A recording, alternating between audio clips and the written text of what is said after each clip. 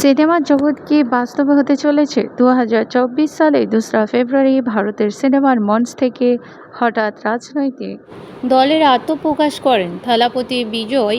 তিনি ভারতের বর্তমান সরকার ভারতের বিজেপিকে ফ্যাসিবাদী আখ্যা দিয়ে ঘোষণা দেন রাজনৈতিক যুদ্ধ।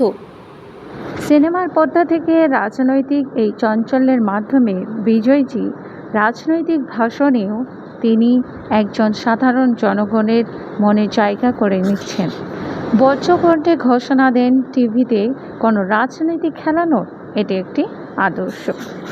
তবে সিনেমার জগৎ আর বাস্তব জগৎ, থালাপতি বিজয়ের জীবনটা কতটা দূর হতে পারে সেটা নির্ভর করছে আর এতে জনসাধারণ। নড়ে চড়ে বসেন ভারত সরকারের দলটি বিজেপিটি। நம்பி வர்றவங்களுக்கு ஆட்சியிலும் அதிகாரம்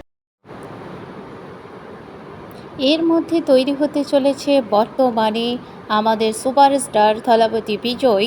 তিনি সিনেমার জগতেরই সুপারস্টার ছিলেন। এখন বাস্তবে আমরা কি তিনাকে সুপারস্টার হিসেবে দেখতে পারি? বিভিন্ন প্রশ্নের সম্মুখীন হচ্ছেন। তার মধ্যে অন্যতম প্রশ্ন হচ্ছে, থালাপতি বিজয় কি আগামী দিনে প্রাইম মিনিস্টার হতে চলেছে?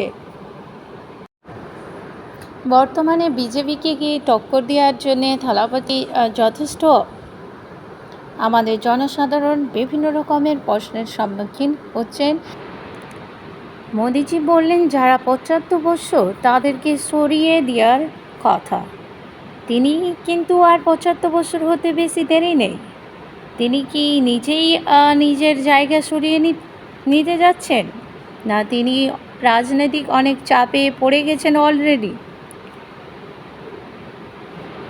এবার কিন্তু মোদিজি আমাদের ভালো নেই, তার কারণ তেনার ৭৫ বছর একদম শেষ হতে চলেছে। ওকে, বাই বাই।